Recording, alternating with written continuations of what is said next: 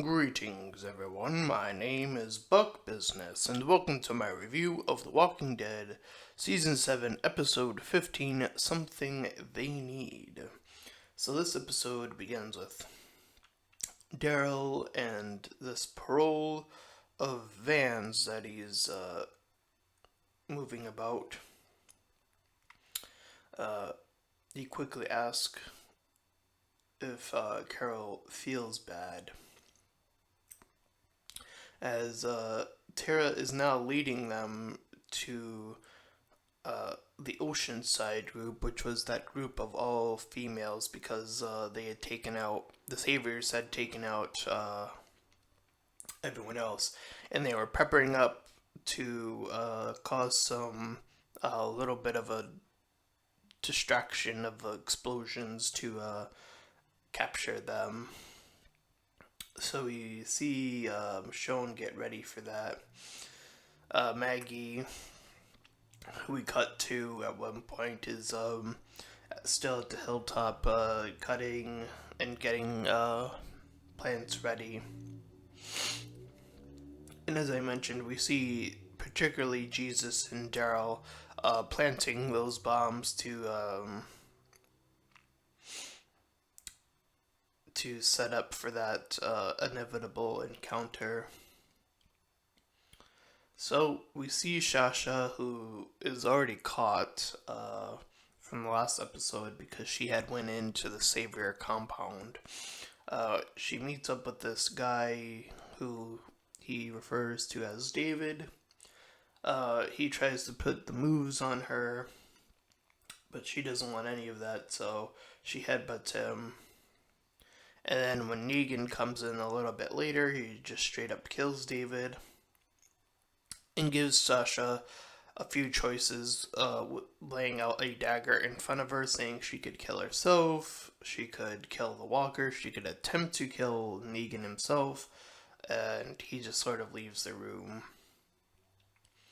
And then afterward, they send Eugene in to talk to Sasha and try to get her to stay in that group. So we cut back to the hilltop leader, who we see here, talking with Maggie. And he was getting ready to attack her, but then a group of walkers come, and essentially she has to do all the work because he actually had never killed any walkers. So it's becoming even more and more questionable as to why he's even the leader in the first place. Maybe he's just a really smooth talker. At some point later in the episode, he says he wants to. Says he wants to radio in and go travel to. I believe he's going to the Savior compound.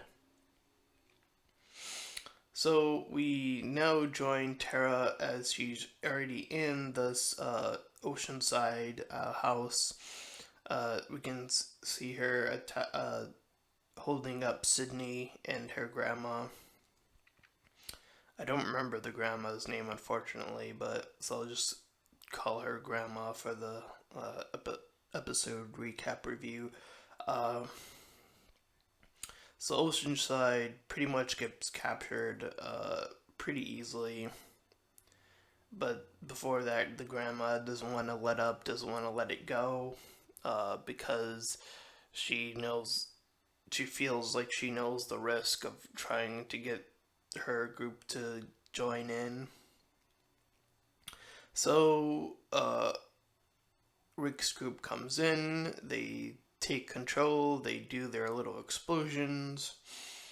Uh, so this is probably, to me, the most, the biggest part of this episode, this whole takeover bit, because to me, this kind of shows that Rick is actually starting to come a little bit more like Negan now. I mean, sure, he didn't kill any of them, but the whole getting on their knees aspect, the whole taking of all their equipment, or at least their guns in this case, that's very Negan.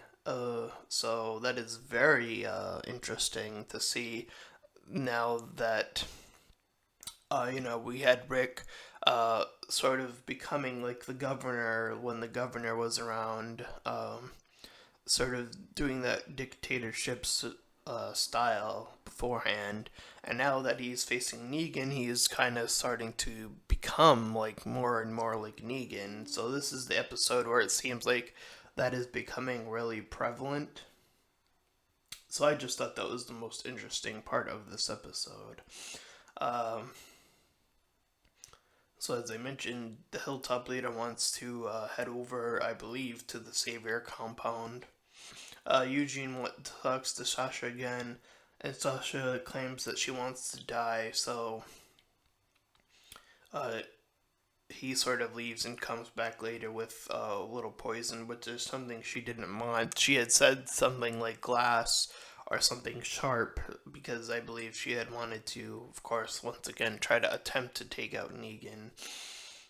So that was the case, but things didn't go according to her plan.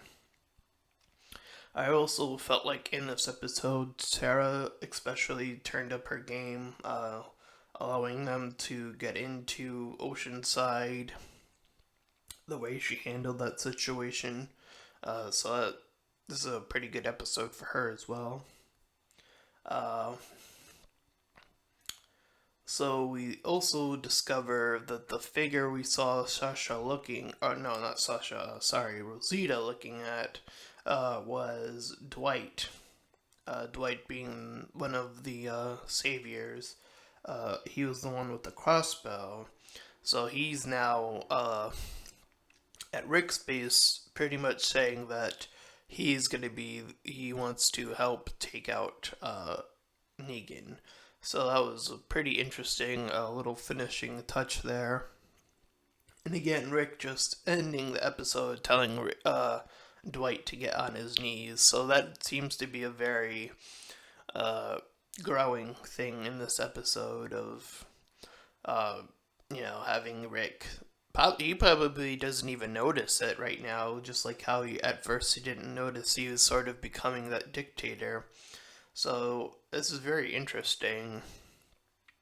I felt like the beginning of the episode was a bit too quick.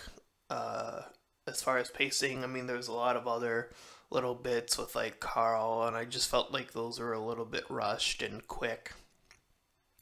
Like Carl's like talking to Enid about, I believe, like, oh, do you remember who you kill? And then later on, he's like, yeah, but I also remember who we don't kill. So little quick moments like that happen, and I don't think they amount to that much right now. Just because of how quick they are. And I felt like, especially in this episode more than the last, that these little quick moments they kind of just kind of go by, and they're just sort of moments, little moments happening, and in that you don't get as much character development. You just get these little like either one-liners, little moments that you just kind of shrug off. But again, like I said, I felt like the second half of the episode really fixed that, especially with Rick, with the whole Oceanside bit. I felt like that really helped keep this episode pretty good, and following it up with the end of the episode. So I would say the second half of the episode was really good. The first half of the episode was pretty eh. And that is my review. So, pretty interesting episode. At least the second half of it was to me. So with that being said, that is my review, my recap review. And if you did like that review, please feel free to like, comment, and subscribe. And until next time, farewell, everyone.